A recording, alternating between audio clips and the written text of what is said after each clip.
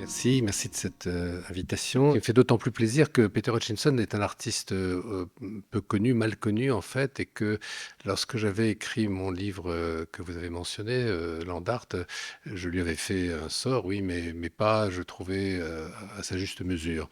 Et quand le FRAC Bretagne m'a proposé une carte blanche, pour faire une exposition, je me suis dit, je vais me rattraper et je vais faire une exposition que sur lui, uniquement sur lui. Et c'est comme ça que j'ai travaillé avec lui. Je suis allé le voir à Provincetown, où il habite, dans une cabane, avec un atelier, dans un jardin merveilleux dont je reparlerai. Et c'est un personnage fascinant que j'espère vous allez découvrir un peu. Et donc parler de lui 10 ans après, quasiment, enfin 9 ans peut-être, ça me fait très plaisir, d'autant qu'il est toujours aussi peu connu et malheureusement si peu cité en général. Alors vous verrez, vous jugerez, hein, mais je pense que c'est un artiste important en son genre et pour les moments historiques qu'il a traversés et pour ce qu'il a pu impulser avant beaucoup de monde, notamment dans son rapport à la nature et aux plantes.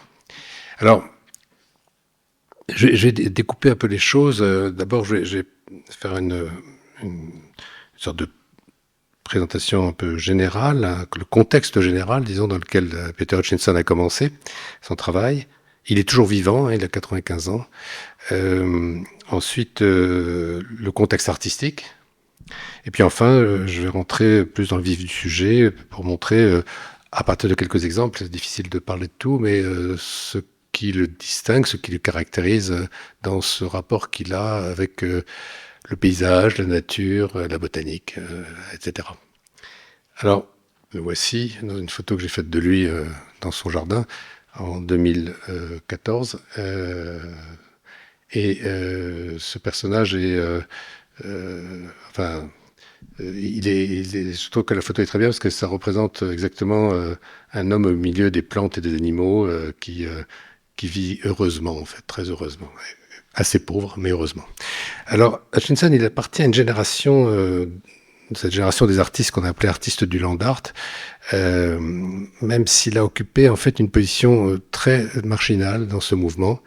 Qui est apparu, je vais en reparler un peu pour le resituer pour ceux qui connaissent pas bien, mais je vais pas être trop long là-dessus, qui apparaît en fait à la fin des années 60, même s'il y a des prémices qui montrent que ça commence à bouger, disons, dès le milieu des années 60, puisqu'en fait ils héritent aussi d'autres pratiques, des pratiques comme le minimalisme ou d'autres encore.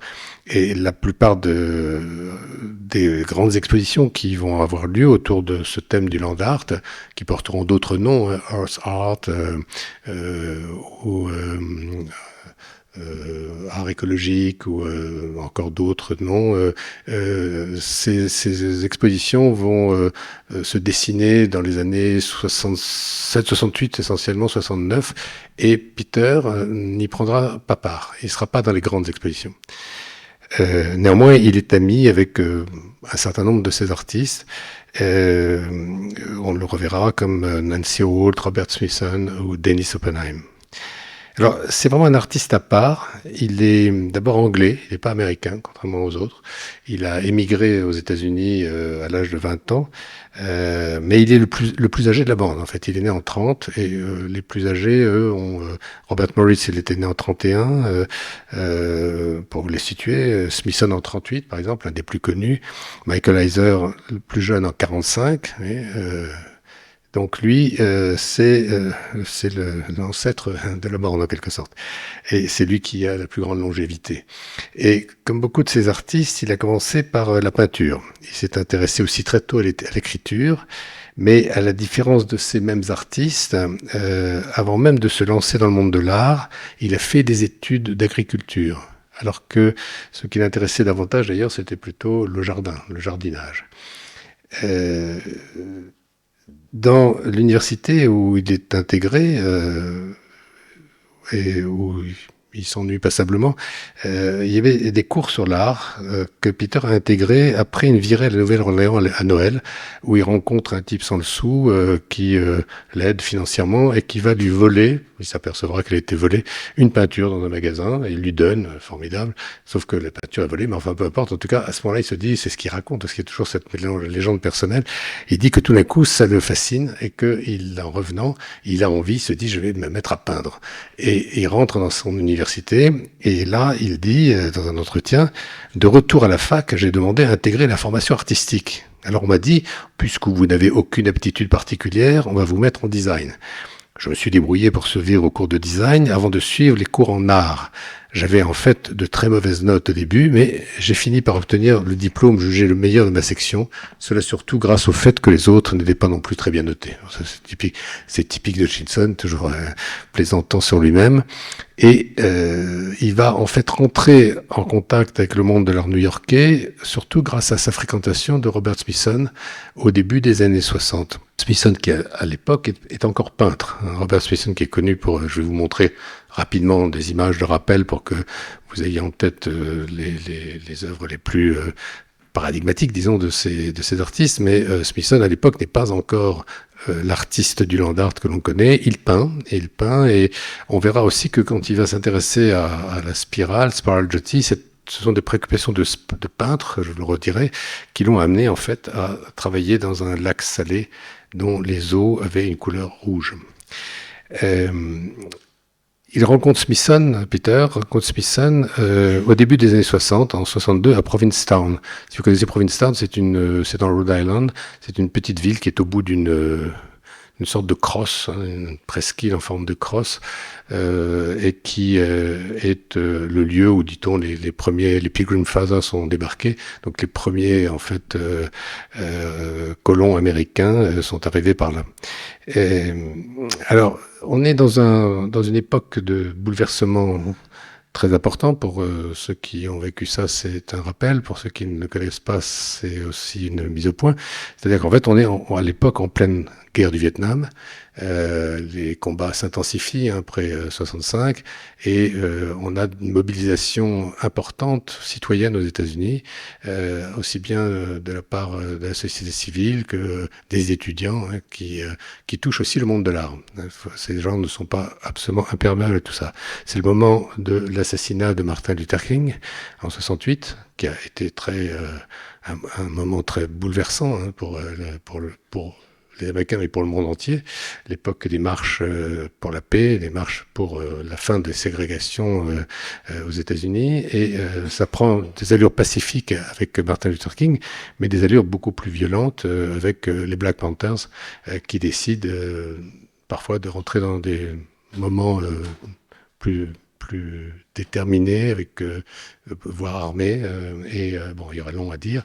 Et c'est aussi la lutte pour les minorités, luttes qui sont les minorités homosexuelles, le droit des femmes, l'avortement, enfin toutes ces revendications sociales qui émergent dans les années 60, qui sont connues pour avoir imprégné les événements de 68, émergent dans les années 60 aux États-Unis de façon extrêmement puissante.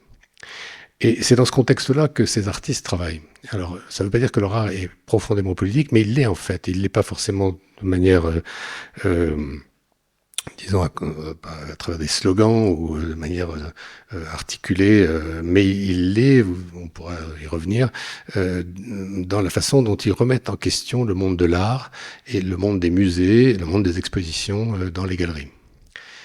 Alors, les grandes expositions de l'époque, qui vont concerner en fait les sujets qui nous intéressent, et Hutchinson en particulier, c'est l'exposition Earthworks à la Duane Gallery, qui est la première du genre, en octobre 68, où on retrouve des gens comme Michael Heiser, Robert Smithson, Richard Long et d'autres encore, Dennis Oppenheim.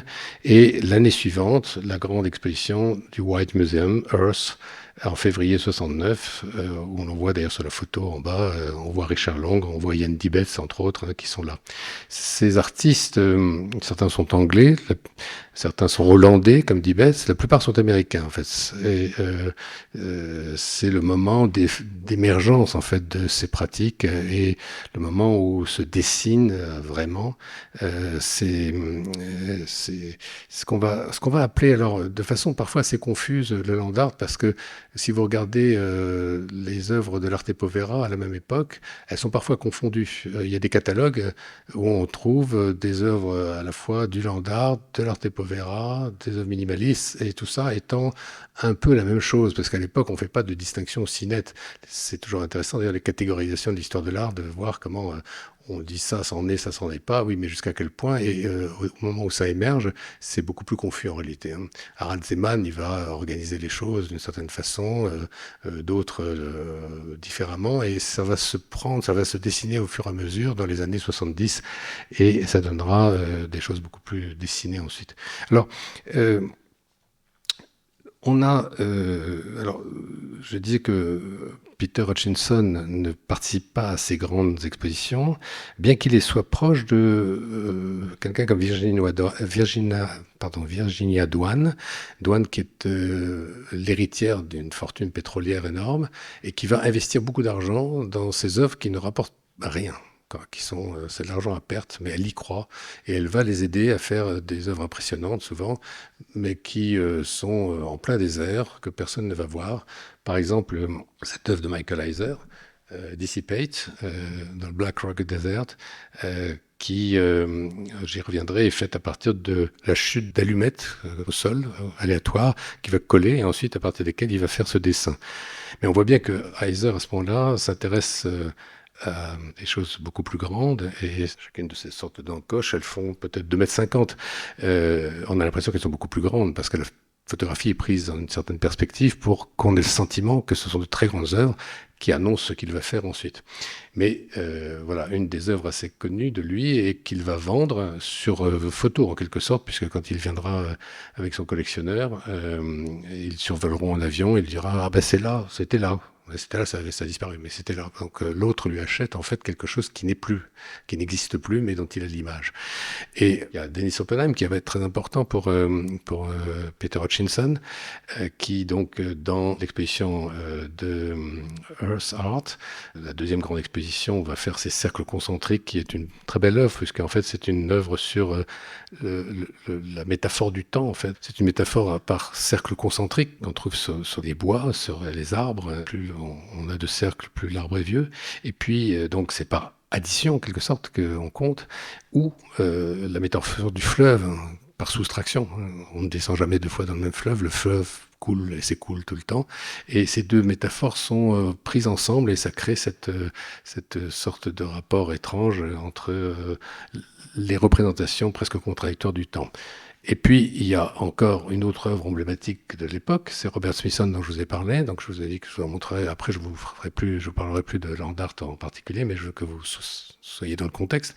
Spiral Jetty, donc, qui est l'œuvre la plus connue du Land Art, réalisée par Robert Smithson en 70, qui fait à peu près 500 mètres de long et qui s'enroule 2 fois sur elle-même et qu'il va créer dans le lac salé de l'Utah, en pensant d'abord aller en Bolivie, parce qu'on lui avait dit qu'il y avait des eaux rouges, et c'est ce qui l'intéressait. Je fais allusion à ça tout à l'heure, parce qu'il était peintre au début, mais il va renoncer parce que c'est un peu compliqué, et même très compliqué d'aller là-bas, et il va se rabattre sur l'Utah, où on lui a dit qu'il y avait des eaux de même couleur. Alors là, on ne le voit pas sur cette image, mais en effet, il y a des algues qui donne cette coloration, on le voit sur certaines photographies. Alors donc, Spiral Jetty, c'est une œuvre emblématique des Land Art, tout comme Lightning Field de Walter de Maria, qui est en fait un champ de paratonnerre de 400 poteaux, de 1 mile, 101 km. Là aussi, il y a un jeu avec les distances.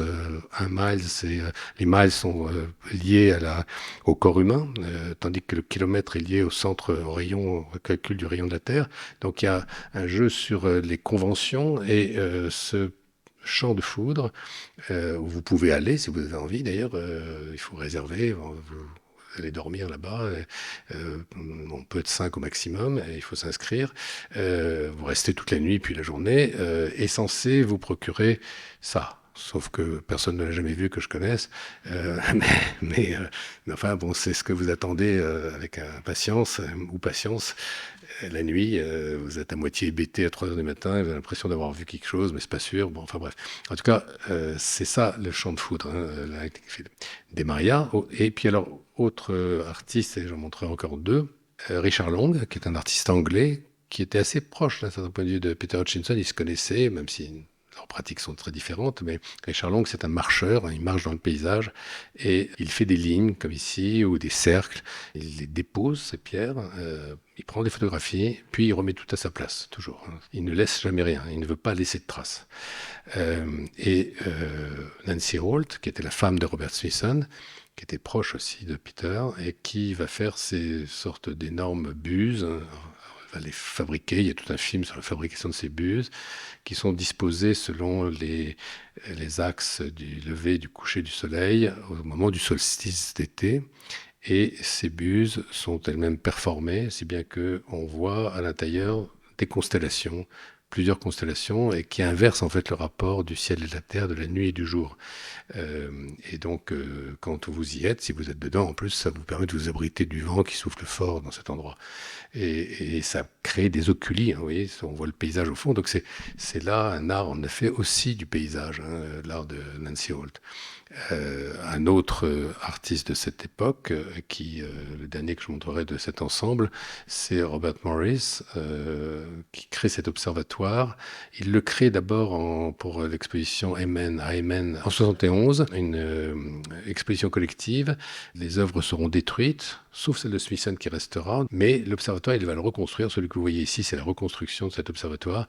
Toujours visible d'ailleurs, je ne sais pas à propos de vous en parler, mais vous pourriez y aller, hein, c'est à 2 heures de Emmen en Hollande, ça vaut la peine d'y aller. Hein. C'est très intéressant parce que là aussi c'est pareil, elle est orientée par rapport au mouvement des étoiles, au solstice d'été et d'hiver, et bon, il y aurait long à dire, mais ce n'est pas le propos. Ce que je voulais simplement, c'est situer en fait le travail de Peter Hutchinson dans ce contexte-là.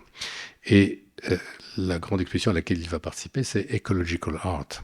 Dans une galerie en fait qui est beaucoup plus réduite, beaucoup plus modeste en quelque sorte que les autres, qui est la galerie de quelqu'un qui va beaucoup l'aider, qui s'appelait John Gibson, qui sera un de ses meilleurs soutiens, et dans une période où il était totalement dans la dèche, il va lui donner de l'argent pour pouvoir vivre. Dans l'entretien que j'avais eu avec lui, je lui disais qu'à l'époque, l'écologie, c'était pas du tout une préoccupation majeure, effectivement. C'était assez peu en vogue, si je peux dire, si la vogue est un bon mot pour parler de ça. Mais quand on voit que les partis écologistes en 74 en France avaient fait 2%, c'était vraiment rien du tout, quoi, et ridicule. Et il me disait, quand je lui dis que ça n'avait pas du tout la même importance, il me répond: en ce qui me concerne, l'écologie était quelque chose qui avait rapport au vivant.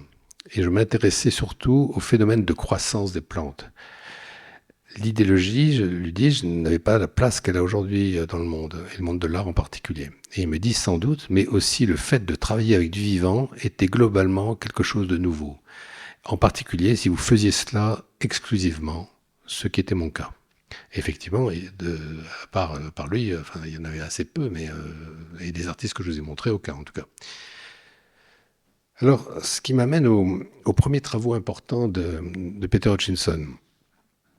En 68, donc, il va rencontrer Dennis Oppenheim, celui dont je vous ai montré les cercles concentriques, cette image du temps, Dennis Oppenheim à la galerie Gibson, et à une époque où il est un peu moins proche de Smithson, qui a fait la spirale, et où il se lie d'une grande amitié avec Oppenheim, qui va l'héberger, qui va être un ami aussi très fidèle. Et il décide de partir aux îles Tobago, au large du Venezuela. Un collectionneur ayant un jour contacté Gibson, son galeriste, en lui disant qu'il était désireux de donner de l'argent pour un projet artistique. Et Hutchinson alors tout de suite proposé une œuvre sous-marine. Et le collectionneur a accepté et payé. Il a accepté de payer, mais il n'a pas aimé ce qu'ils ont fait, donc il a pas gardé l'œuvre. En tout cas, cette idée, c'est Peter qui l'a et qui va du coup entraîner Oppenheim à aller faire ce travail avec lui. Et ils vont partir à Tobago et dans des conditions assez difficiles. En plus, ils plongent tous les deux. Il y a des récifs. Enfin, c'est un peu compliqué, un peu. Et à ce moment-là, ce conservateur leur propose d'exposer au MoMA. Il y a un créneau qui s'est libéré, donc le MoMA, c'est quand même un musée extrêmement prestigieux. Il y a 3 semaines de libre, en quelque sorte, et il leur dit, bon, ben, si vous voulez le résultat de ce que vous avez fait, je vous l'expose. Et c'est comme ça que va naître l'exposition To Ocean. Alors, cette exposition, je l'ai reconstituée parce qu'il n'y a plus on n'a plus de traces quasiment de ça, quelques mauvaises photos en noir et blanc. Et donc, j'avais refait dans une salle dans une salle à Rennes. Et donc, on voit les œuvres. Il y avait 4 œuvres de Hutchinson et 4 œuvres de Oppenheim. Et j'avais mis un aquarium au milieu parce que l'idée des œuvres sous-marines était venue à Hutchinson de son intérêt et de sa passion même pour les aquariums. Et plonger était quelque chose qui l'intéressait beaucoup et surtout le type de paysage sous-marin que ça dessinait à ce moment-là. Donc on voit à gauche donc, les œuvres de Oppenheim, à droite ce sont les œuvres de Hutchinson. Donc là, c'est plus celle de Oppenheim que vous voyez à gauche. Après, j'ai insisté sur quelques différences, toujours avec cet aquarium que j'étais très content d'avoir pu trouver, je ne sais plus où, mais enfin voilà. Et à droite, les œuvres de Peter. Donc il y en avait 4 et 4. Et alors vous voyez qu'il y a un petit système, qu'on a une grande photo, et puis c'est des sortes de prédelles en dessous, hein, des petites photos qui documentent une partie du travail. Alors Peter disait, j'ai toujours eu des aquariums, c'est vraiment comme un paysage. Vous savez, le monde sous-marin est un monde inhabituel.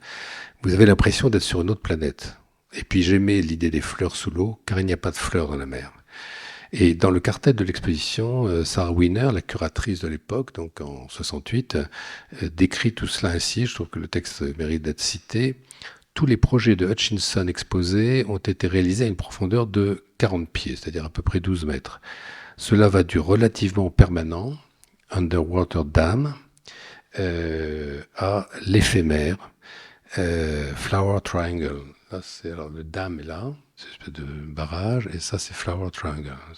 Les matériaux utilisés le plus souvent par Hutchinson, ajoute-t-elle, étaient des plantes locales et des fruits simplement rangés. L'intérêt qu'il porte de longue date à la botanique et au simple processus physico-chimique de croissance et de décrépitude est central dans Arc. Arc, c'est celui-là, et qu'on voit dans cette pièce où les blocs de corail et gaz provenant de la décomposition de calebasse, l'organique et l'inorganique, s'équilibrent dans des sacs en plastique. Il y a un côté un peu trash, hein, comme ça, que souvent dans le travail de Peter, il y a ça aussi, vous verrez sur le volcan. Et qui maintiennent la forme en arc. Alors quand Peter raconte comment il a fait pour faire tenir les fleurs dans la mer, il explique « J'ai disposé les plantes dans le sable sous l'eau. Elles ne devaient pas rester très longtemps comme ça, juste le temps de prendre la photo. Et puis, il y avait aussi des sacs de sable que j'avais bloqués dans un minuscule canyon et qui n'arrêtaient pas du tout l'eau. Tout cela, c'était très surréaliste en fait. Faire pousser des fleurs sous l'eau et le reste, il y a beaucoup de surréalisme dans mon travail. Ce que l'on n'a jamais vraiment remarqué, comme ces œuvres conçues pour les autres planètes, ce genre de choses. Mais tant mieux, parce que je n'ai pas envie d'être étiqueté surréaliste. Et c'est vrai qu'il y a une petite dimension comme ça. En fait, plus que surréaliste, je dirais que, j'y reviendrai, son intérêt pour la science-fiction, en fait, fait qu'il y a une fictionnalisation, on peut dire, des productions artistiques de Hutchinson, qui est très, très présente et très présente aussi dans ses textes, parce que c'est un artiste qui a beaucoup écrit, comme la plupart des artistes de cette époque. Hein. Si vous regardez les gens comme Smithson, que j'ai cité, mais bien d'autres encore, hein, Carl André, et bon, je pourrais en citer énormément d'autres, dans les années, Robert Morris bien sûr, dans ces années-là, ils écrivent beaucoup, ils écrivent pour des catalogues, mais pas seulement, ils écrivent des textes théoriques, chose qui va se perdre beaucoup plus après. Et Peter n'est pas en reste, hein, lui aussi il écrit, mais alors d'une certaine façon, il écrit avec une sorte d'imaginaire débridé, mais aussi un intérêt pour la science elle-même. Et il est très informé sur tout ça et il écrit des textes très amusants, en fait, sur lesquels je reviendrai éventuellement. Ce qu'il a appris, dit-il, de Dennis Oppenheim, dit-il, c'est comment présenter son travail. Parce que leur manière de faire était assez proche, on le voit sur les œuvres que je vais montrer dans Ocean Project. Mais donc c'est un système de montage, de texte et d'images, voire de plans et de cartes, dans le cas de Dennis Oppenheim.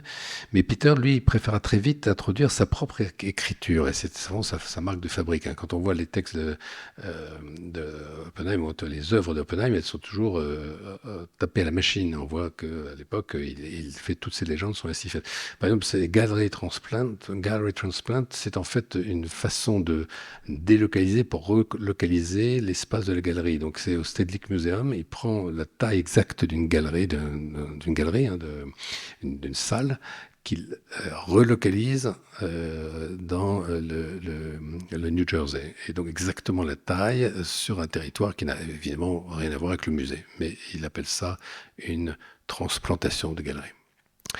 Et ce qu'il fait alors, c'est qu'il présente ses œuvres. Alors là, c'est un exemple, mais on voit qu'il y a l'espace, le plan du musée, mais à côté, il y a la carte où se trouve ce musée, et puis en haut, il y a la photo de la galerie transplantée. Ce dispositif-là, il va être très raffiné chez Oppenheim, où il en fera encore de plus complexe, et le rôle des cartes va être très important pour tous ces artistes. Hein. Alors, c'est pas le propos ici d'y revenir, d'y venir, je veux dire, mais ça mérite d'être regardé de près, alors que ça n'a pas la même importance pour Hutchinson.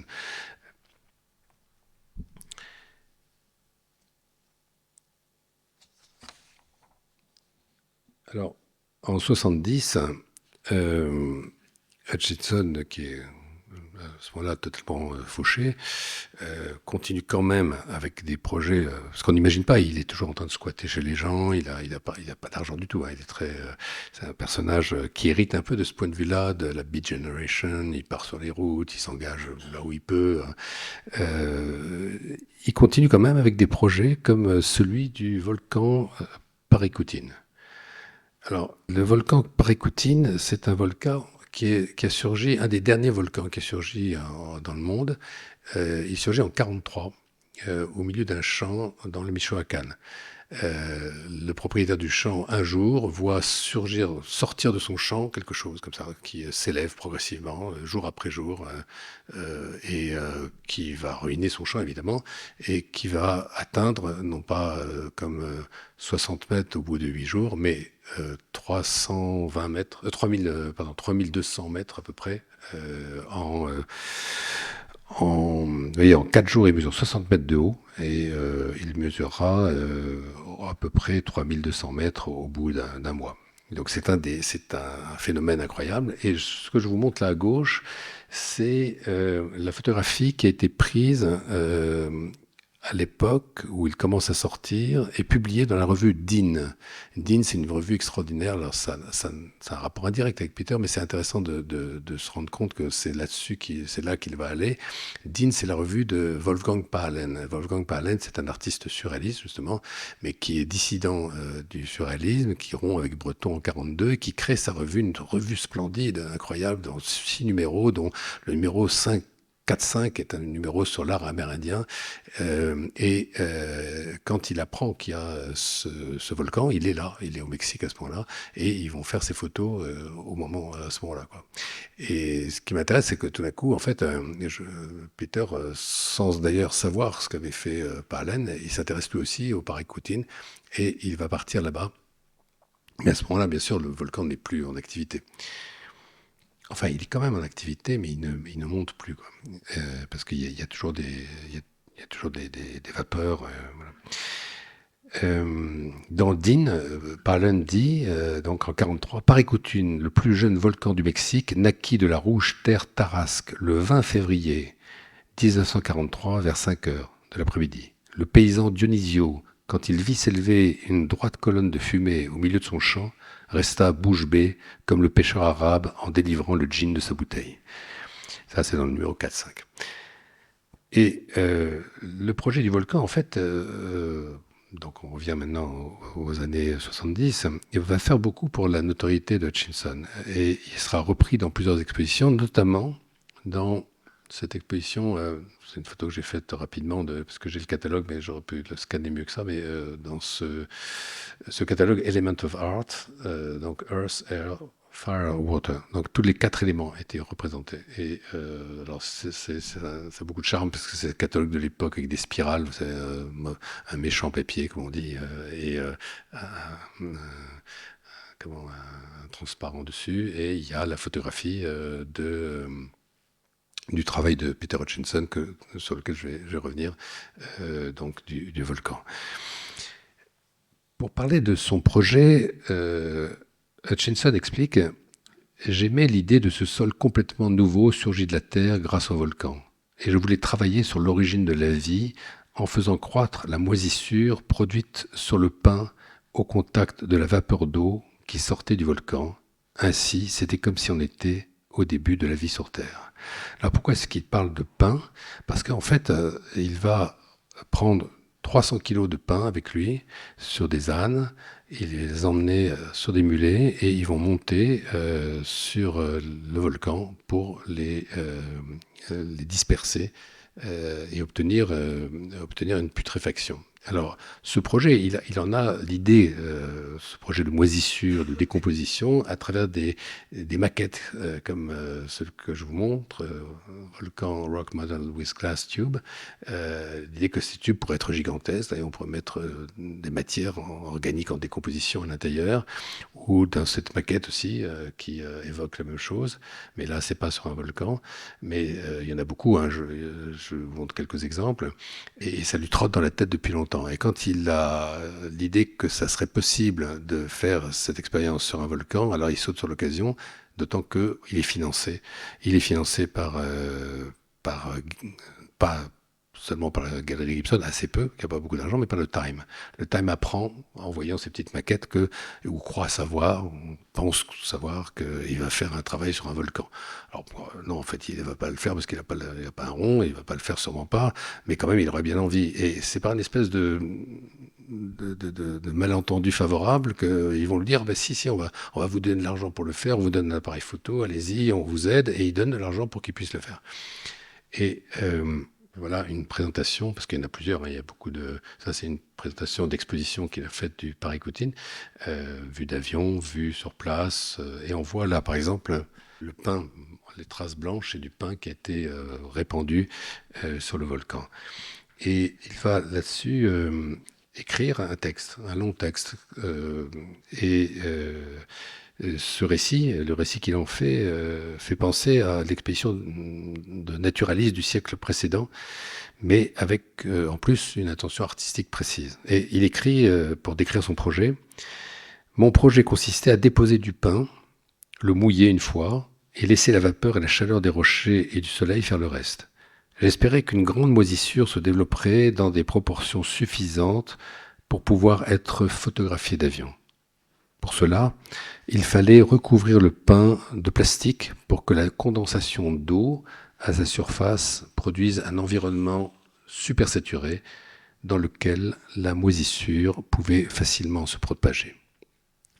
Et alors donc, il part dans l'état du Michoacán, où se trouve ce volcan, et il explique, encore une fois, je vais le citer assez souvent parce que j'aime bien comment il explique les choses. Il explique, puis il a écrit là-dessus, où il m'a donné des entretiens, donc c'est bien d'avoir ses mots et sa façon de raconter. J'avais eu cette exposition chez John Gibson où j'avais montré des maquettes de sculptures, donc celle que je vous ai montrée. L'une d'elles était constituée de tubes avec de la mie de pain placée dans un volcan. Des gens du Time Magazine ont demandé si c'était vraiment la maquette d'un projet en cours, et John a répondu: oh oui, Peter est en train de faire une œuvre sur un volcan. C'était presque une plaisanterie, car je n'avais pas de moyens pour ça. Mais il l'a dit sérieusement. Et du coup, le Time a téléphoné pour me dire ceci: on a entendu dire que vous allez faire une œuvre sur un volcan, et on aimerait envoyer un photographe là-bas pour en avoir des images. Alors lui, il se dit: non, pas de photographe, moi j'ai besoin d'argent, je voudrais qu'il me paye mes trucs. Et donc finalement, ils acceptent de lui donner de l'argent et ils lui payent un appareil photo et il part là-bas. Donc il monte cette expédition avec des poneys pour aller jusqu'en haut du volcan, en transportant ses 250 kilos de mie de pain dans des grands sacs plastiques, et il va rester 3 jours pour voir si la moisissure va produire quelque chose. Et puis il loue un petit avion pour prendre des photographies du ciel. Et il compose, il les montre, il écrit toujours à la main. Ça, sa marque de fabrique, c'est que lui, il écrit, c'est toujours son écriture qu'on voit désormais. C'est ça qui le caractérise dans les collages qu'il fait. Et pendant ce temps-là, donc, il va faire d'autres choses. Il va réaliser, par exemple, Apple Triangle, un triangle de pommes, qu'il photographiera aussi en avion. Et quand il va revenir un an après, je vais vous le montrer, il va faire une sorte de très grand dessin de lama. Mais pour l'instant, je vous montre d'abord un morceau de film. Parce que, alors, il faut que je vous explique que ces films sont de très mauvaise qualité. C'est des films de Super 8. On dirait aujourd'hui assez pourris, mais ils sont très émouvants, je trouve, parce que c'est vraiment des films d'époque et c'est lui qui fait ça avec les moyens du bord.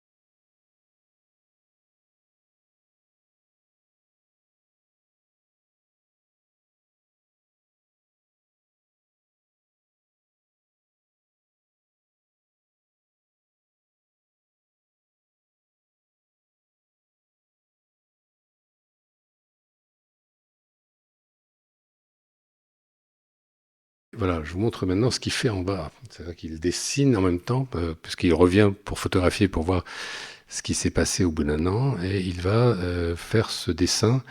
Alors, il a juxtaposé deux images, un taupière de lama qui est en dessous, mais ce qui n'est pas sur place. Qu'il va faire sur place, c'est le lama qu'on voit en haut, qui fait, je crois, une quinzaine de mètres de long, et qu'on voit ici. On voit Hutchinson en train de travailler dessus. Et ça, c'est quand il est en attendant le second avion, il réalise ce lama. Alors, vous verrez quels sont quel genre de références auxquelles ça fait penser. Mais il y a un petit morceau de film que je voudrais montrer de ça.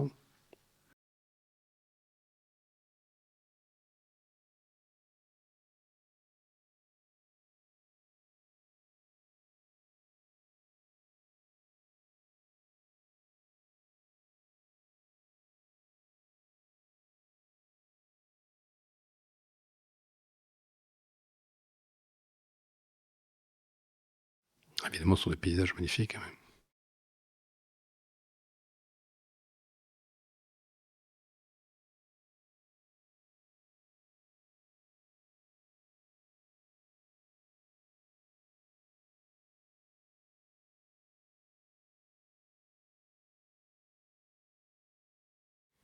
C'est une église qui a été ensevelie sous la lave. Et là, on voit Peter en train de faire son lama.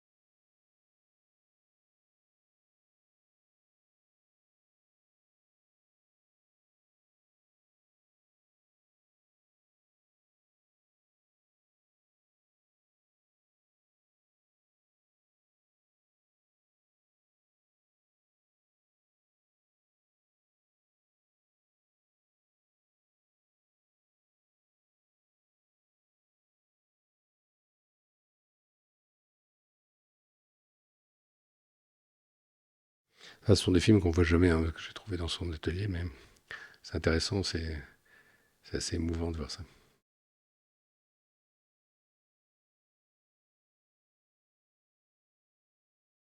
La référence, évidemment, implicite à cela, c'est le fameux White Horse of Huffington qu'on trouve en Angleterre, hein. Il me dit ne pas y avoir pensé, mais inconsciemment, bien sûr, il y a pensé parce qu'il est anglais, il connaissait, hein.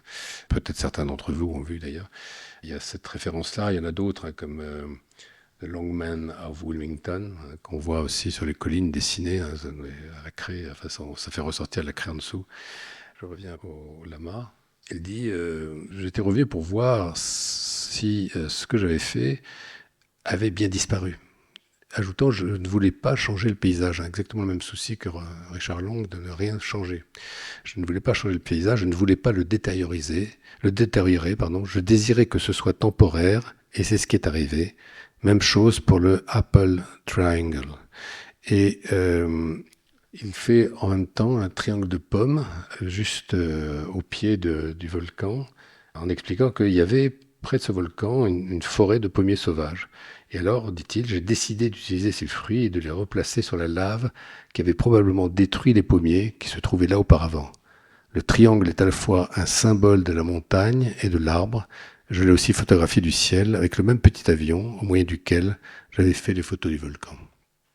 Là, on voit une image donc, du triangle, mais alors, encore une fois, je vous le montre parce que ce sont les dispositifs avec lesquels il y en a de multiples, hein, vous en trouvez de grandes variétés, des dispositifs pour présenter l'œuvre sous des angles différents, pour qu'on comprenne l'échelle, qu'on comprenne la situation, avec un jeu de couleurs, etc. Donc, chaque fois, il y a un texte en dessous qui raconte un certain nombre de choses, qui vous informe. Et c'est lors de la seconde visite, donc en 71, où il revient pour voir si tout a bien disparu, qu'il dessinera donc ce lama que je vous ai montré tout à l'heure. Euh, Ce qui est amusant d'ailleurs, c'est de comparer ce genre d'œuvre avec les réalisations donc, des artistes américains du land art, comme par exemple celle de Michael Heiser, qui a réalisé un ensemble de 5 sculptures gigantesques au sud de Chicago, qui s'appelle Effigie Tumuli, en 85, dans une sorte de carrière gigantesque. Et il cite des animaux qu'on trouve localement, mais en reprenant des pratiques que les Indiens de la région avaient de représenter ces animaux euh, quand ils construisaient des tumuli pour enterrer leurs morts. Et Heiser donc va en faire 5 comme ça, avec des formes très géométriques, hein, un vocabulaire minimaliste évident, œuvre d'ailleurs qui va être complètement détruite progressivement, faute d'entretien, hein. C'est parce que elles ont été laissées à l'abandon, mais là, c'est les photos du début, on les voit très nettement dessinées, mais il y en a plusieurs autres. Il y a une grenouille, enfin, il y a différents, l'araignée d'eau étant peut-être la plus saisissante. Dans un texte qu'il va publier dans un livre. Alors, ce livre-là, qui s'appelle Dissoudre les nuages, c'est un recueil de textes de Hutchinson qui a été publié au MAMCO. Malheureusement, ce sont des presses qui ont disparu aujourd'hui, mais on doit les trouver, c'est pas si vieux. Et il y a toutes sortes de textes. Il y a des textes de science-fiction, il y a des textes de fiction, il y a des textes de critique, il y a des textes sur ses jardins, sur la botanique. Et c'est un recueil absolument merveilleux, hein. Et Dissoudre les nuages, pourquoi? Parce que il y a une photographie à l'intérieur en 6 morceaux où Hutchinson, qui fait du yoga, pense qu'il va pouvoir, par la force de son esprit, dissoudre les nuages. Et donc, il y a les photos successives où on voit les nuages qui commencent à se décomposer. Ça serait produit par la pure puissance de son esprit. Mais en tout cas, c'est une œuvre poétique très jolie. Et tout le recueil est très intéressant. Donc, il écrit dans un de ses textes ceci: agriculture, earthworks.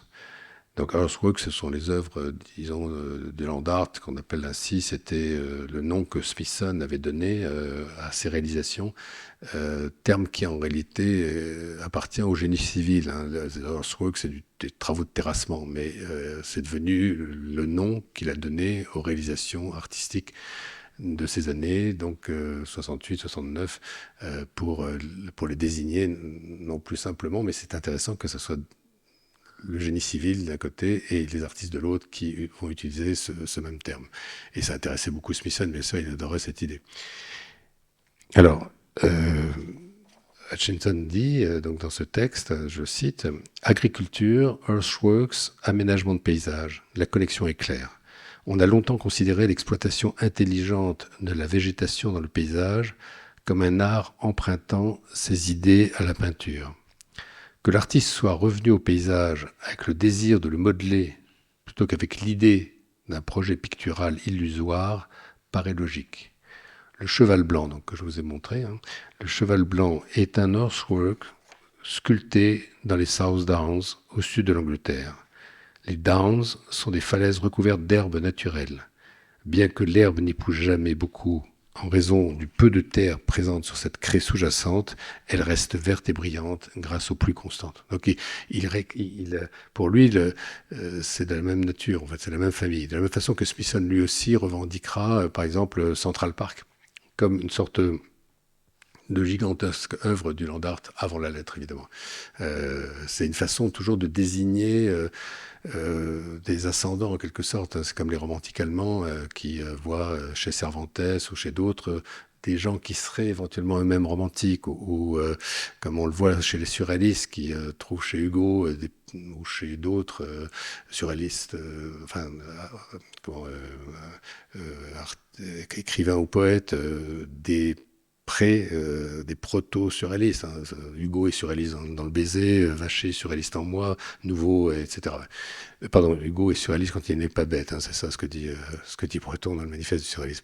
Et c'est Nouveau et surréaliste dans Le Baiser. Enfin bref, il y a toute une liste dans le premier manifeste du surréalisme, qui désigne des écrivains qui n'ont rien à voir avec le surréalisme a priori, mais qu'il annexe en quelque sorte.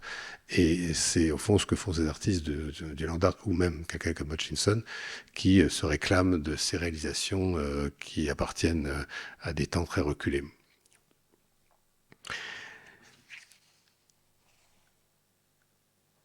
Alors, il écrit donc un très long texte sur le Paris-Coutine, qui s'appelle Paris-Coutine, une œuvre écologique. Si ça vous intéresse, vous regarderez. Vous pourrez lire ça. Ce texte avait été renoté et distribué dans la galerie Gibson. Et c'est à partir de ce moment-là, donc on est en 71, que Hutchinson s'est mis à écrire sur ce qu'il faisait. Et même à envisager son écriture comme un journal de voyage. Ou disons, ce qu'on appelle un travelogue. En 71, il part faire une randonnée de 6 jours dans le Colorado, avec un compagnon de voyage qu'il va trouver par petite annonce. Est-ce que quelqu'un veut m'accompagner pour faire cette randonnée de 6 jours? Et il va tomber sur un étudiant, en fait, qui va dire « Oui, moi je viens avec toi ». Donc son idée, c'est de vivre en se nourrissant de plantes, de fruits, de graines trouvées sur place, et en rejouant sur la scène de l'art ces gestes simples qui nous ont permis de vivre au temps le plus reculé. Cette aventure primitiviste, elle est accompagnée de photos, de dessins, d'un film aussi de 30 minutes. Je vous montre un extrait. Alors, donc d'un journal de bord qui va publier dans Art in America, qui est une très grande revue à l'époque. Et on voit ici la première page. Et il y a 5 pages quand même. Donc je vous montre ici une deuxième page en noir et blanc, puis une troisième page en couleur, dans des sites exceptionnels, et la dernière page qui se termine avec, on voit le triangle de pommes qui reprend dans l'article. Voilà. L'idée, ça ressemble à un film que vous connaissez, Into the Wild. C'est l'idée que on va pouvoir vivre de ce qu'on va manger. Et c'est les mêmes mésaventures vont lui arriver presque, parce que quand ils partent ensemble, lui, il s'y connaît en champignons, tout va bien. Il est copain avec John Cage, mais sauf que voilà, ils vont manger les champignons un jour et ils vont être malades comme des chiens pendant 2 jours. Et là après, il dira non, je suis pas si bon que ça en champignons. Mais c'est ce qui va lui arriver pendant cette aventure. Son comparse, lui, sera plus malade que lui, mais enfin, ça n'a pas duré heureusement trop longtemps, mais ils font ce pari de vivre de ce qu'ils trouvent. Ce qui est intéressant, c'est que l'œuvre est présentée de 3 façons. Un ensemble de panneaux conçus pour être accrochés le long d'une simèse, un livre d'artiste qui est édité sous le texte de Foraggio en italien, ou Foraging, mais parce que c'est d'abord montré en Italie, la galerie Blue à Milan, et puis 10 pages qui vont être publiées ensuite dans Art in America, qui est quand même cette revue extrêmement importante de l'époque. Et ce journal de bord rend compte donc de ces péripéties, hein, de cette virée. Le titre complet d'ailleurs, c'est Fourrager, Foraging, compte rendu, si on traduit, un compte rendu d'excursion sur une vaste étendue de masse de neige comme une œuvre d'art. Alors je vous montre un petit extrait quand même du film. C'est des choses qu'on voit jamais, donc je me permets de vous montrer. Alors, encore une fois, c'est des films pourris, hein, mais c'est quand même beau, je trouve. Euh, voilà. Alors ça, c'est un extrait.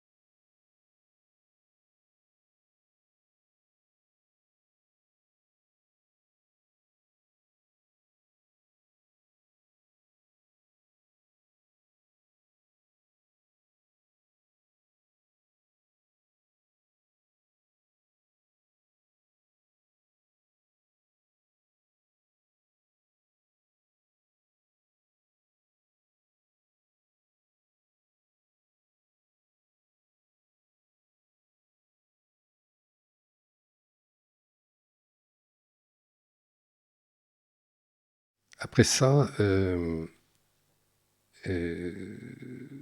dans les années 70, il va, alors je vais vous montrer une image, parce qu'il va rentrer, il va participer à un courant qu'on appellera le narrative art, autour justement des récits, des textes. Mais il y a une pièce de lui, alors je vais pas en parler parce que c'est trop long, mais il y a une pièce de lui qui est assez drôle et qui, qui est son esprit et qui est un peu son entrée aussi là-dedans. God so I was dog, dog so I was God. Un palindrome qui joue alors avec le chien qui est noir et blanc, blanc et noir, la voiture pareil, donc c'est cette espèce d'inversion. Les palindromes comme le fameux palindrome des situationnistes Injiru mimus nocte et consumimus regni. Vous pouvez le lire en deux, le décomposant au milieu et le remonter de l'autre côté, qui veut dire je tourne dans le feu et suis dévoré par les flammes. Et c'est le palindrome le plus connu, mais il y en a plein d'autres comme ça. Et lui, il joue avec là, il en fait un, visuel et lettré. Enfin, et il va se lancer dans cette aventure pendant ces années-là, pendant les années 70, après son expédition dans la montagne. Mais c'est aussi à ce moment-là qu'il va, au début des années 70-72, disons, se livrer à ce qu'il appellera des throne ropes, des lancers de cordes. En 72, au musée Auslange de Krefeld, en Allemagne, entre Düsseldorf et Mönchengladbach, c'est là que Peter produit sa première throne rope, ou plutôt ce qu'il va considérer comme la matrice de ce qu'il va appeler plus tard des throne ropes, en disposant les cordes au sol d'abord au lieu de les lancer comme il va le faire après. Il explique que les jardiniers et moi ne communiquions qu'en allemand. Les 1500 jacinthes qu'il plantait pour moi devaient avoir la forme d'une corde lancée. Donc, à ce moment-là, il n'y a pas encore le lancer de corde, mais c'est le projet, quoi. Les 1500 jacinthes qu'il plantait pour moi devaient avoir la forme d'une corde lancée. Mais throne rope posa quelques problèmes. J'ai réalisé au dernier moment qu'il faudrait 3 couleurs et non pas 2. On avait le jeu de la jacinthe rose, mais il était matériellement impossible que les rouges et les blanches parviennent exactement au même stade. À 1 ou 2 jours près, la différence se voit parce que c'est une fleur qui s'épanouit très vite. Là, on voit le connaisseur des plantes. Euh, et il ajoute, je voulais que la ligne de 3 couleurs, de fleurs épanouies, plantées, serrées et parvenues exactement au même stade, ondule. Et dans le doute, il a fallu travailler avec ce que j'avais sous la main. Les rouges n'étaient pas assez grosses, les blanches un peu trop. Chaque soir, il fallait recouvrir les roses de plastique et arroser les rouges qui étaient recouvertes de plastique en permanence, pour que le dimanche 19, jour du vernissage, elles soient presque toutes au même stade. Un jeu d'équilibriste. Parce qu'après, il en a fait beaucoup, il a fait des variations multiples avec des collages. Et celle que le frac possède, c'est celle-là, Crocus Call Line. L'image d'après vous montre comment il procède. Alors, c'est un peu un montage de photos, mais c'est quand même une image de lui en train d'envoyer ses cordes pour dessiner ensuite au sol, pour dessiner la forme de ce qu'il va planter plus tard. Alors, il donne des précisions là-dessus. Il dit, alors que tout le monde semble penser que mes throne ropes sont des performances, ce ne sont pas des performances. À l'origine, je les ai faites, dit-il, de façon privée, dans des lieux qui étaient loin du monde de l'art. Dans les espaces publics, on ne peut pas évidemment éviter les photographes, les gens qui ont intérêt à montrer des résultats, ce qui est normal, mais je n'ai jamais invité des spectateurs à voir ces lancers de cordes.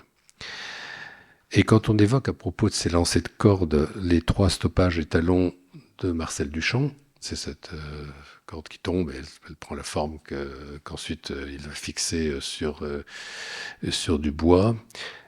Quand on évoque cela, eh ben, il se défend complètement de ce rapprochement. Dans une de ses notes personnelles, publiée par Carter Radcliffe, il écrit à propos de ces Throne Rope Pieces qu'elles doivent plus à John Case qu'à Duchamp, en ce qu'elles résultent d'un choix sélectif, dit-il.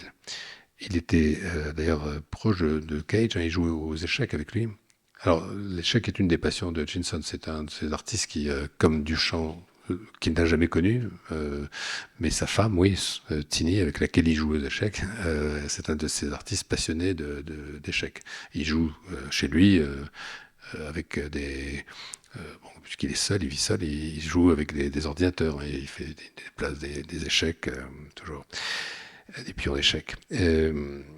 Et Il explique que, alors c'est intéressant parce que ce que je vous ai montré tout à l'heure, par exemple, on voit cet intérêt pour le hasard dans ces années-là, parce que Michael Heiser, quand il va faire ses match drop dispersal, il va laisser tomber, je vous l'ai dit, des allumettes, il les fixe telles qu'elles sont tombées, et ensuite il fait cette pièce que je vous ai montrée, qui reprend en fait exactement le même motif, hein. Donc après, Heiser il va s'éloigner complètement de tout ça, mais il y a ça quand même, et l'importance de Cage est énorme, hein, pour ces artistes des années 60. Le hasard, la place du hasard. Et, mais comme je vous le disais, euh, ça n'a rien à voir avec les stoppages et talons, hein. Commentant le throne rope que le frac a acquis ici, il écrit cette corde est lancée sur le sol de mon jardin en 84. Les crocus sont alors plantés suivant la courbe de la corde. Elle est relancée une seconde fois pour définir les lignes où le charbon fut placé. La photo est prise en 89 après la poussée des crocus. Mais ce n'est en fait qu'à partir de 76, au moment où il va acheter sa maison à Provincetown, et il arrive à l'acheter parce que Gibson arrive à vend pas mal quelques œuvres, et il achète un petit bout de terrain à Provincetown. Et là, il va pouvoir vivre tranquillement, sans plus avoir de dettes comme il en avait, dans cette maison qui est d'abord une cabane, en fait, une sorte de cabane. Et à côté, je vais vous montrer un bout de film, il va construire un atelier de lui-même avec des amis. Voilà une photo du jardin de Peter. Donc c'est qu'à partir de ce moment-là qu'il va en fait se servir de ce jardin pour beaucoup de choses. Par exemple, ses collages, souvent il les prendra, il prendra des photos de là. Parlant de ce jardin, une critique, Anne Dagbert, le compare aux maisons et à la lecture qu'en fait Carl Jung, selon lequel notre maison reflète notre personnalité, bien sûr. Je pense que l'on peut dire la même chose des jardins, ajoute-t-il. Dans mon jardin de Provincetown, il y a l'endroit organisé de la pelouse et des parterres, un bois mystérieux symbole de la croissance et de l'intimité, une petite mare correspondant à la vie émotive sexuelle, et puis, au fond du jardin, on trouve le terreau dans lequel les substances se transforment. Cette partie sauvage, inconnue, ressemble aux parties inexplorées du cerveau. Donc, le jardin va devenir, à partir de là, une très puissante source d'inspiration pour Peter. Et quand j'étais allé le voir, je me suis bien rendu compte que, en fait, c'était tout le temps une sollicitation permanente. Enfin, et même quand on allait se promener dans la ville, il regardait partout. Il me disait, ah, tiens, là, ça c'est ceci, ça c'est cela. Il connaît très très bien les plantes. Donc, on pouvait pas faire 2 mètres sans s'arrêter et regarder une plante qui sortait, une plante rudérale, n'importe quoi.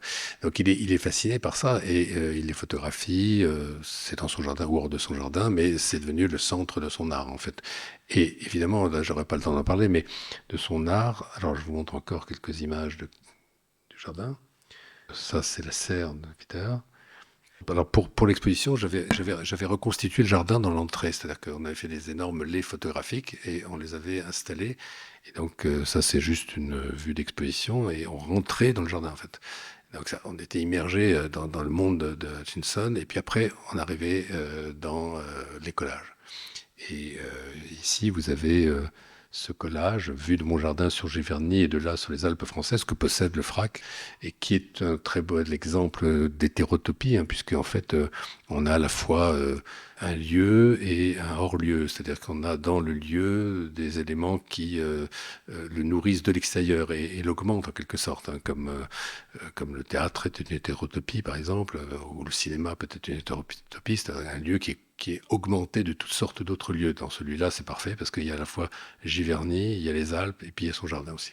En fait, il fait avec les plantes ce qu'il fait avec les images. C'est un principe de collage, en fait, de collage, mais alors en respectant les biotopes, la, la compatibilité des plantes, il les connaît très bien, donc il sait lesquelles vont s'harmoniser à la fois visuellement, mais aussi d'un point de vue organique. Et donc, il les, il les transforme. Il achète des graines beaucoup, hein, il achète des graines même sur Internet, et il essaye des couleurs, il essaye des mélanges, et ensuite il en tire parti pour coller, pour refaire d'autres collages.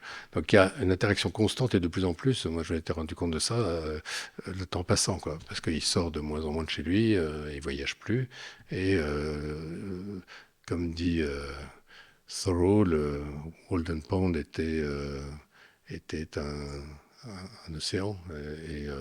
Là, c'est pas Walden Pond, c'est son jardin et le monde entier, quoi. En fait, et c'est pour ça que j'aime bien votre collage, le collage qui est chez vous, au FRAC, parce que c'est vraiment une hétérotopie magnifique, quoi, avec les Alpes, le jardin à l'extérieur, à l'intérieur. Voilà. Et j'ai pas le temps d'en parler ici, mais c'est important. Il y a aussi cette pièce ici, Mégalopolis, que vous verrez dans l'exposition, mais il faudrait dire un mot, plus qu'un mot, sur l'inspiration de la science-fiction pour Hutchinson. C'en est une méthode pour lui, hein, il le dit lui-même. Alors, je fais juste un petit extrait où il parle de son goût pour la science-fiction. Alors, il y a un texte d'ailleurs qui s'appelle comme ça, Science-fiction et art, hein, vous pourrez le lire. Il dit ceci. L'état d'esprit science-fictionnel est souvent taxé de fuyant, mais il est très libérateur pour l'artiste qu'il explore et peut le sauver des querelles de clochers et autres soucis liés au qu'en dira-t-on. Pour tranquilliser ses étudiants par rapport à ce type d'inquiétude, Samuel Adler, un de mes professeurs, racontait qu'il ne s'était jamais demandé ce que sa grand-mère aurait pu penser de sa peinture. Il ne peignait pas pour elle. Secrètement, je suis sûr qu'on aurait aimé, lui et moi, que nos grands-mères apprécient notre travail. Mais c'était impossible, on le savait. La grand-mère de quelqu'un y arrivera peut-être un jour. Donc c'est toujours ça, c'est l'humour de Hutchinson. Mais plus sérieusement, il dit pourquoi ça l'intéresse beaucoup. Il passe des après-midi entières avec Smithson dans des salles obscures à voir des films de science-fiction de série B, souvent des films avec des trucages grotesques, mais qui le fascinent beaucoup et qui donnent à son imaginaire une envolée très particulière. Et Smithson était comme lui exactement. Alors là, ce sont des constructions, il faudrait voir le détail, il y en a bien d'autres, mais c'est une espèce d'hypothétiques lieux où l'on peut vivre sur une planète avec des machines à oxygène, toutes sortes d'appareillages. Et si on regardait moi j'avais exposé peut-être une 25 de ces objets et on voyait la diversité de ces références et au cinéma aussi. Par exemple, un livre qui pour lui est un chef-d'œuvre, pour moi aussi d'ailleurs, mais c'est Dune de Frank Herbert. Alors, je ne parle pas du film, hein, mais ça on peut discuter, mais le livre est effectivement un chef-d'œuvre de la science-fiction, si vous le lisez un jour. Et tout de suite, il m'avait dit, pour moi, c'est le grand livre. Et d'autres, hein, Ursula Le Guin ou des textes comme ça. Alors, pour finir, enfin, je vous montre euh, un extrait de ce petit film Student Garden. Alors, quand vous voyez des choses comme ça, c'est que j'ai dû dans son... j'en tire aucune gloriole, mais il a fallu, vu comment on pourrait dire ça, le désordre considérable des archives de Hutchinson, il a fallu tout reprendre, monter, organiser. C'était passionnant, hein, mais c'est comme vous fouillez un grenier, quoi. Donc il fallait monter ça pour l'exposition, donc j'ai adoré faire ça. Et donc quand il y a des titres comme ça, bon, on l'avait fait pour l'exposition. Et je vous montre un extrait de ce film qui concerne alors, c'est un des derniers d'ailleurs qu'il va faire en Super 8, qui concerne la construction de son studio. Donc il a déjà acquis la maison, donc de son atelier plus précisément en français, et il montre comment il construit. Et là, vous allez voir le magnifique jardin qui est celui de Peter.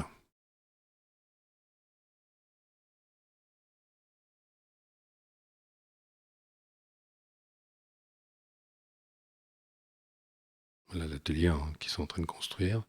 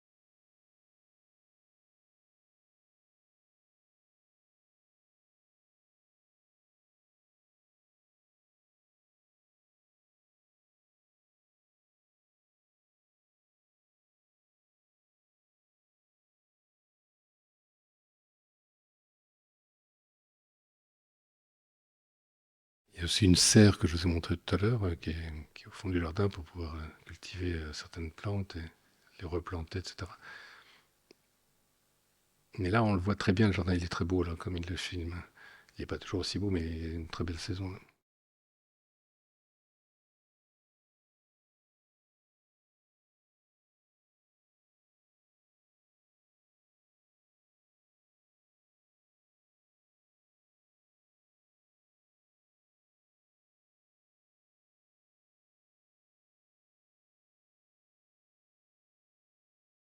Voilà. Et pour finir, je lui ai demandé, mais est-ce que tu peux m'envoyer une de tes dernières œuvres? Il m'a dit, voilà, alors c'est ça, c'est ce qu'il a fait il y a 1 an et demi. En vrai, c'est très simple, hein, mais c'est juste des bandes collées comme ça. Tous les jours, il travaille, hein, il fait des choses. Donc ça m'a ému qu'il m'envoie ça. Je trouve ça simple, sans prétention, merveilleux. Et pour dire, euh, je trouve que de toute façon, il y a un mélange de rêve et de réalité, hein, dans son jardin. Et en tout cas, tel qu'il le décrit, par exemple, dans son texte qui s'appelle La planète Hortus. Et je terminerai avec ça. Il y a des coins de mon jardin que je n'ai visités qu'une fois, et d'autres où je n'irai peut-être jamais. Les plantes viennent du Chili, d'Inde et de toutes les chaînes de montagnes, de Suisse, d'Angleterre, en fait d'un peu partout, et aussi de petits environnements récurrents dans les écosystèmes et qui symbolisent les plus grands. Voilà, merci.